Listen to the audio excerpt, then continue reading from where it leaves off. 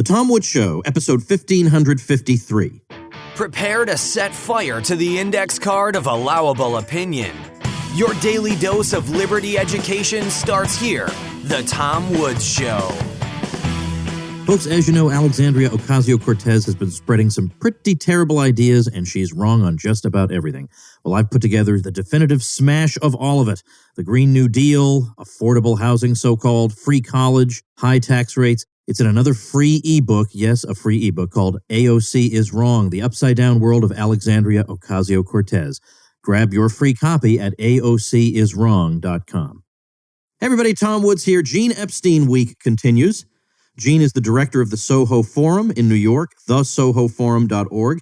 Don't forget, if you attend one of their debates, and this debate series is just amazing, if you attend one of them in person and you go up to Gene and say the name Tom Woods, you get a free drink at the bar, alcoholic or non-alcoholic. So that offer still stands, as long as the event is taking place at the Subculture Theater, their main venue, because that does have a bar.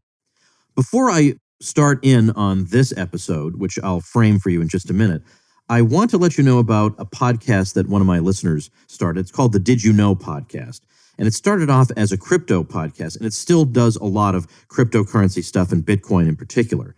But the host decided that the transformation that cryptocurrency can potentially make happen is part of a bigger picture. There are a lot of major transformations going on in our lives, and sometimes they're right under our noses and we just don't perceive them.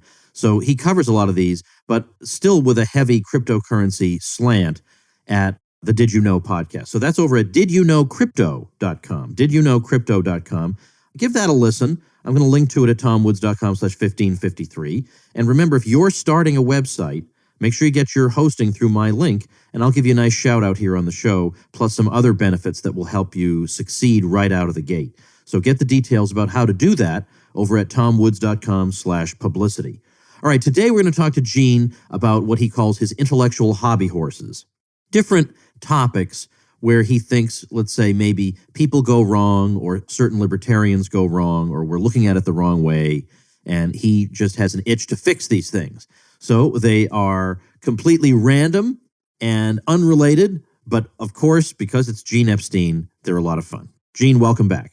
Happy to be back, Tom, and I'm glad that you said yes to allowing me to discuss a little coda, as I put it, a little epilogue in my mother's story. To please, right. So we're going to do that. We're definitely going to do that. Okay, but sure. I'm laughing because immediately before we started recording, we were talking about how to manage our time because you have so much to say. You made a remark about a Gene Epstein month rather than a Gene Epstein week. I mean that in all seriousness, Tom. There could be a lot of fans out there who think it would be a good idea. But look, look, maybe 2020 is the year of Epstein. Right. You know? Oh, yeah. Well, who knows? Well, I signed up for the week, Tom, and I'm a man of my word, So yeah, I don't. That's right. That's right. All right. So let's finish up the story with your mother. Then we're going to talk about your intellectual hobby horses. Sure. Well, this is especially for Bob Murphy, our friend Bob. Bob is just admires me so, envies me so, because I had a mom who was followed around by the FBI. And I forgot to mention that, in our previous interviews between you and me, Tom. My mom had an FBI file, which about 15 years ago, I finally got around to requisitioning it by invoking the Freedom of Information Act. And indeed, it seemed as though a lot of former communists had FBI files. I had an Uncle Abe. He did have a job as a scientific consultant. Maybe that was the reason. I just wonder why, if my mom had an FBI file, especially why they kept following around even years after she left the party. And of course, Bob Murphy maybe could do a deep dive into the file and answer the question, was it really worth taxpayers' money to finance an FBI continual probe into my mother's activities? That's a separate question. But more to the point for me is that the file was rather boring. With part of me, I pitied the FBI agents who were given this assignment. With the other part of me, I realized, well, what the heck? It was probably a sinecure, because it was really just, she went out to buy a bottle of milk, and this is what they're recording about her suspicious activities. But the only really interesting part of the file was a constant memo update on an open question, which was, should we approach this woman. They called her Mrs. Keenan. She was then married to a socialist named Keenan. Should we ask her to be a double agent, to infiltrate and become an informer? That was the question, as indeed frequently, I guess, they did approach people who were ripe prospects for this. And they kept writing the same thing about why they decided against it. And they decided against it because, quote unquote, she was a deeply immoral woman. A deeply immoral woman. And I, having been a scholar on my mother's papers, knew where that phrase came from. It came from the final judgment of the courts as to why they were not giving my mother custody of the kids. The passage read, paraphrased approximately, in the judge's ruling, while it is normal to give a woman the right to the kids, the right to the children, even when she has been convicted of adultery, this is a deeply immoral woman. That was their conclusion, a deeply immoral woman. And of course, I, knowing the background of that phrase in the court's judgment, knew what they really meant. This is a woman who was a member of the Communist Party and slept with black guys. That was why she was a deeply immoral woman. So I just want that filed, that poignant little moment about the government's judgment about my mother. Don't you hate the state? I don't think my mother really was deeply immoral. She was a complex, somewhat confused woman. She made a few mistakes, but I have to disagree with the FBI's judgment. That's all I wanted to say about that, Tom. Wow. Okay. Well, now everything else we say is not going to be nearly as juicy as that. Yes, okay. All downhill from here, Tom. And so, all right. Go ahead. Go ahead. Oh, go ahead. My intellectual hobby horses. Yeah, we got to do. I'm just going to pick them in whatever order. Okay, sure. And I don't even all I have is a list. I don't necessarily know what all of them amount to. Yeah. Like, for example, I know and like Alex Tabarrok, but I don't know what the hobby horse related to entrepreneurship and startups is. Well, you want to do that one? Well, no, I know and like Alex as well. And it's only this, that Alex did research on the ebb and flow of entrepreneurship in the U.S. economy. And his research was strictly based upon the number of startups, the ebb and flow of startup businesses. And so my only hobby horse there is that Alex was committing the cardinal error of associating entrepreneurship solely with startups, not realizing that companies on all levels must exercise entrepreneurship, and that very possibly, and I think even arguably, there was a real wave, has been a real wave of entrepreneurship from very established companies. There is a scholar named Amar Bidday, who's kind of a free market fellow traveler, who did a good analysis of the different kinds of entrepreneurship you expect from deep pockets companies versus startups. But again, I took Alex to task a little bit for that. I believe was a moment of myopia. I do think that what is expected of CEOs and their assistants and their minions, I do think, of course, entrepreneurship is often a group effort, is to be entrepreneurial about the company, to take entrepreneurial initiatives. So that's all I wanted. And indeed, I actually, a little background to this is that you may have noticed on Facebook, because you were involved on the Tom Woods Elite Facebook, Peter Klein put me in my place when I said maybe Israel Kirzner, who's been associated with entrepreneurship, had more to say than Peter was giving him credit for. Peter said, no, I'm wrong. But I will say that when Kirzner said that entrepreneurship taking place on the level of the executives who run a corporation, that's sort of like his classic idea of the entrepreneur who's not necessarily a capitalist because they're just paid a high salary. They're given incentives in terms of stock options. But I think it's important to understand that the entrepreneurial function is very important for CEOs and the people who work for them, who report directly to them. And that's just my only hang up there. And I think it's an important point to emphasize, especially when someone as enlightened as Alex Tabarrok can make that mistake. All right, I want to move on to the next one. Sure. And again, next one, not in any order. Okay. Not that the people listening know what the order is. I'm looking at your list. Sure. The one about the one I like how you call it Epstein's law, maybe Epstein's tendency. Yeah. Boy, that's a sad, pale thing compared to law. But anyway, productivity gains in a particular industry and sector mainly benefit those outside that sector. Gains are mainly not captured within that sector. Yeah. Now, that reminds me of the analysis of George Reisman, who agrees with you. Yeah. Because he would say, he gives the example of butlers. Yeah. He says, now look, there really aren't that many technological advances that are going to affect butlers because all the labor-saving devices have, well, even forget labor-saving devices. I mean, basically a butler brings things to you on a tray. Well, now that the tray's been invented, there really aren't going to be any big productivity advances. But does that mean that the wages of the butler will never go up? No, because what will happen is there'll be productivity increases elsewhere in the economy. Those productivity increases will increase the demand for labor and wages in those sectors, and that competition will tend to pull the butler out of butlerdom if you don't keep his wage high enough competitive with that to keep him in the butler spot. But meanwhile, productivity has not increased in the world of butlerdom. So, I mean, so is that your analysis, or do you have a different way of looking at it? That's one way of putting it. And I know and like and admire George, and I always say that about 70% of his book on capitalism, that massive tome, is truly wonderful stuff. And by the way, I kept asking Joe Salerno to give me a clear idea of where the other 30% went really wrong in George's book. And Joe just let slip that he believed Israel Kirzner had done a review of George's book. And lo and behold, and I told Joe afterwards, I discovered this very lengthy, very appreciative review by Israel Kirzner, in which Kirzner did indeed very clearly take George to task. I mentioned that only because I think it's of some interest. But getting back, interesting that George chose butlers. As you probably know, the favorite example is barbers, people who cut at least men's hair. But indeed, that's all valid. I guess the only way I would want to put it in the other direction, though, Tom, and just say that just briefly, the two main productivity stories of the last, say, 150 years, certainly the last 100 years, is just for starters, the productivity revolution on the farm.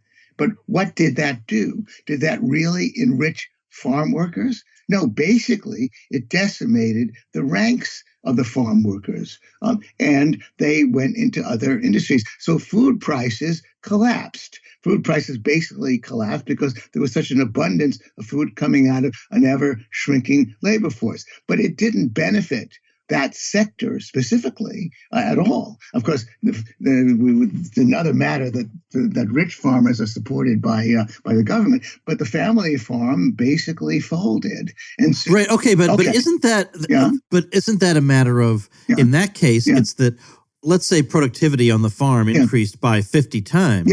The issue there was nobody wants 50 times the food. That's right. But suppose there's an industry where there's an explosion in productivity and we do want 50 times the output, then can you deal with that case? Okay, I'm going to deal with that. Okay. I want to get to the. I just want to say that certainly that's the main story of our time. And then, of course, the second main story of our time, Tom, is where there are actual exceptions would be manufacturing.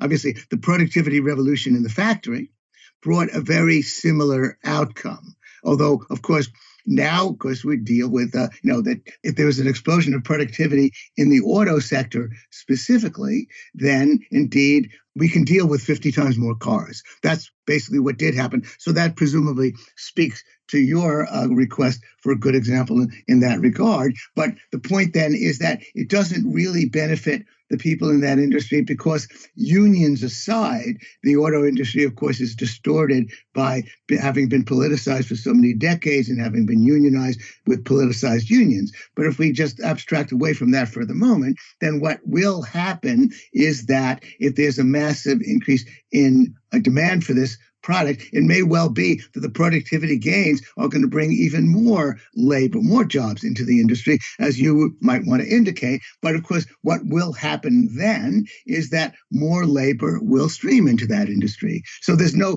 particular reason. And then, of course, as more labor streams into that industry, then that puts a dampener on the potential increase in wages in that industry. So there's no particular reason to say that the productivity revolution in the auto auto sector specifically, and certainly in the manufacturing sector specifically, brings unusual gains to that particular industry. That's my only point. And it's frequently, you might recall, and then Tom, I remember on the Contra cruise, when you were talking about your dad, we won't get into that in the forklift. And you basically said that was just a sort of offhand story, which you never meant quite seriously. But for example, I do find most recently that people, I could name a few names, they're basically talking about the assumption that where the productivity gain, like the productivity gains from computers. Now, so therefore, we're going to pay people in computers a whole lot of money because that's where the productivity gains are. Well, the only potential reason why people in computers are getting paid a whole lot and still paid a whole lot, even though there's a huge expansion demand for them and a lot of them are streaming into the industry, is that you have to have probably an unusually high IQ to be a computer programmer. So that's a special case. I try to remind them that that's a special case. It's not generally true of productivity gains in most industries, so that even where, as you indicate, Tom, even where the productivity gain sparks a huge increase in demand for the product, so there's even an increase in the number of jobs available, what will happen normally in a free market is that workers will stream into the industry and the thing will level out. So that my point is only that I guess Epstein's tendency is really all it is, that it tends, actually it's almost a law. It will, almost any productivity gain will tend to be diffused throughout the economy. That's my only point. Yeah, Hopefully you're persuaded. Yeah. I am. And it's a frequent error people make to believe that the productivity gain is just specific to that industry, not realizing about the flow of labor, not realizing about the huge expansion in the number of goods that can result, that very often decimates employment in the very industry where the productivity gains occur. That's all. Go ahead. Well, I wasn't actually trying to contradict you, by the way. I just wanted you to. I wanted you to give examples of productivity gains where labor leaves the industry and productivity gains where labor is attracted to the industry. That the same phenomenon exists in both cases. You were trying to help me out, Tom, and you did. Hopefully, we got the point across. Then thank you. Okay. Yes. Yeah. All right. So now, I don't know what this one could be about. What the heck? Yeah. What is it? Private institutions righting global wrongs. Oh, okay. Well, see, that's a tendency. Okay, this is where it comes from, Tom. And it's really just a sort of humble and tentative question I put out to people. Let me put it in terms of a little story. I have a friend named Michael Strong. He might have been on your show. He's a very great guy, a libertarian. And we have talked about the fact that we libertarians have got to say, look, when government gets involved in righting global wrongs, our government in particular, it will almost inevitably do more harm than good. So that we don't, if you want to argue that, something's, look, right now, we are very upset about what's happening in Hong Kong, about what the Chinese government is doing to the demonstrators in Hong Kong is symbolic of the free market. It, of course, originated with Milton Friedman, who made it symbolic. And so it's very upsetting to observe, to be on the sidelines and see what's going on. Should we then empower the Trump government, or should we have empowered the Hillary Clinton government if she had won to make war or to intervene on the behalf of the Hong Kongers? Well, look, our answer is that if you start giving our government some kind of blank check to get involved, then they'll often ignore a real genocide like in Rwanda, and they'll usually make a mess of things. It's not going to work. So then where are we left? Well, where we are left is with a kind of a hollow feeling. And that's when my friend Michael Strong, who's a more aggressive visionary than I, said, well, look, I too could imagine Oxfam or some kind of major nonprofit or even profit-making company responsible to its shareholders, responsible to its donors. And they will say, we do employ mercenaries, we do intervene, we invest. When Soros, by the way, George Soros was apparently pouring money, I know, into several Eastern European countries to combat the communists, that was fine. So I'm only talking about that alternative vision, because the alternative vision of free market initiatives to right certain wrongs in the world. It's not, obviously, it's an unsatisfactory approach, but government is only going to make matters worse. So that's the idea that I wanted to throw out, because I find, and perhaps you find, that there's a hollow feeling we all have when we're going to say, well, no, the U.S. government's going to make a mess of things, but wouldn't you want to do something about what's happening to those in Hong Kong? Wouldn't you wanted to do something about the slaughter in Rwanda? That's my only hobby horse. And I want to throw that question out. And if there are visionaries listening to me, I would love to hear you talk about how that might work. Okay, so now people have an assignment. This is something that needs to be worked on and explained, for sure. Yes. Let's try and do one that looks a little dry, and then we'll get to the two juicy ones that remain. So I think this one may touch on something that we covered on an earlier episode. Labor's share of output and depreciation. What's that about? Well, it's interesting that I know that our friend Bob Murphy was able to correct Thomas Piketty because he forgot depreciation. But what this dry one is fairly simple. If you look on the website of the Bureau of Labor Statistics, they will show that labor share of output or labor share of income, GDP, they call it output generally in the Bureau of Labor Statistics, has been precipitously declining. And it's only recently turned up a little bit. But if you draw a trend line, labor's percentage share of output, it's a nominal figure against a nominal figure of a measure of output, you will find that from 1947, where they have quarterly numbers beginning, to the present, labor share of output has been in a long-term decline, a fairly steep decline, according to those numbers, since the year 2000. But then, when you actually read their own discussion of the subject, they mention depreciation, but then they don't pursue it. So now what's depreciation all about? Depreciation is otherwise called capital consumption allowances. And there's no way for an economy to progress unless an allowance is made for the consumption of capital. Speaking more abstractly, there's such a thing as gross domestic product and net domestic product. And the standard textbooks will tell you that net domestic product is actually the more accurate measure because the difference between net and gross is depreciation, capital consumption, the consumption of capital. Unless on any economy, from a Robinson Crusoe economy to a communal economy to a national or global economy, unless you're making allowances for capital depreciation and replenishing your capital, then eventually we're all going to starve because capital does depreciate. So now, again, abstractly, if you were to put a line on a graph, gross domestic product, and then underneath it, net domestic product, and then take net domestic product as a percentage of gross domestic product, you will find that in the 1950s and 60s, NDP, net domestic product, was about 94% of gross domestic product, and it's now about 84%. There's been a huge bite that depreciation has been taking out of gross output, and that's because investment, non-residential fixed investment, I'm only talking about the standard numbers issued by the Bureau of Economic Analysis. The standard numbers are that businesses investing more and more in software and in equipment and less proportionately in structures.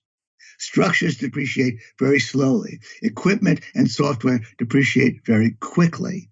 So that if you then take net output after depreciation, because only after depreciation can you then allocate to profits, can you allocate to wages. Only after you do that, only after you've netted it out for depreciation, will you then find what is labor's share, what is profit share. And once you do that, once you make that obvious correction that any mainstream economist should be aware of, then you find that it's completely bogus that labor's share has been declining. And this is something that mainstream economists completely misgauge because the Bureau of Labor Statistics will not stop issuing this number. But there is an economist at the BEA who's written a paper on this, and I've just finished an article in which I elaborate, because again, now at least I have the authority of a BEA economist who's saying that they're making an obvious mistake. They're not netting out depreciation. It would be, obviously, as we know about trends, if gross and net were pretty much in line with each other, it wouldn't change the long-term trend. But as I've said, gross and net are not in line with each other. Net has really been not increasing at the rate that gross has been increasing. Depreciation is taking an increasing share out of it. And so that correction has to be made. And again, it's a mistake that I could name some people, even somebody, an economist you've recently interviewed, who made that mistake as well. So that's my only dry point about what's really going on with labor share. All right. Now, two more. We're going to try and go through them quickly. Yeah. The first one, market failure versus institutional failure, public choice theory, and Bastiat. What's this all about? I mean, I think I know. Well, yeah, I think you know too. But of course, it has broad ramifications. And it's only that I think that we ought to insist that ubiquitously in the realm of economics, there is constant institutional failure. Institutions fail us all the time. It's just that market institutions fail us a lot better than any other institution you might imagine. But the point about saying that, and I mentioned Bastiat, because Bastiat actually fully anticipated what is called public choice theory. And I thank Bob Murphy for explaining to you and explaining to all of us where that term comes from. It's public choice versus private choice. There's private choice, and then public choice refers to government. And that if we then bring in government as the solution, the usual non sequitur is to say, well, this market has failed us. Ergo, we've got to bring in government to solve the problem. Then the public choice theorists say, as did Bastiat in his most, of course, eloquent way, translated from the French, if people are dumb or if people are inept or if people act unjustly or foolishly, then by what logic can we assume that once they start running government, they're going to act less unjustly or less foolishly? So clearly, government is no solution to market failure unless we can somehow prove that government is going to do it a lot better than markets can. And once we point out that these are the same flawed people, and then we point out that they are flawed people who are operating without price signals, without a rudder, they are likely to muck it up. But this gets into broad ramifications. Why, for example, in every debate I've had on capitalism versus socialism, I've insisted that socialism be at the top of the marquee. I've insisted that we compare socialism with capitalism because capitalism is indeed filled with market failure. It's never going to go away because human beings fail us all the time. So unless we compare capitalism's failures with socialism's failures, we're never going to get anywhere. And so most recently, Intelligence Squared had a debate in which the resolution read, capitalism is a blessing. That was it. It was all about capitalism being a blessing or being a curse. The socialists who debated that on the other side, who happened to be the two socialists I myself debated, Bhaskar Sankara and Richard, why am I forgetting his last name? Wolf. Richard Wolf. They had a field day just vaguely referring to how socialism can do better. Capitalism is terrible. Look at it. Look at all its failures, and socialism can do better. But they were never required to get into the nitty gritty of how socialism would do better. And then just the other day, I discovered there's yet another debate that's being posted with the same thing, that capitalism is messing up, and that was it. Capitalism is a big mess, and that was going to be the debate. And once again, you don't put socialism up there in terms of the alternative. How is socialism going to do it better? But that's never asked. You just put capitalism in the dock. And now I want to impress you by quoting from memory one of Schumpeter's best lines, Joseph Schumpeter, the quasi-Austrian guy who really did come from Austria. Capitalism stands its trial before judges who have the sentence of death in their pockets. They're going to pass it whatever defense they hear. The only success victorious defense can possibly produce is a change in the indictment. Because that's when you put capitalism on trial. But when you have a civil trial where socialism is also on trial versus capitalism, then you have a fair fight.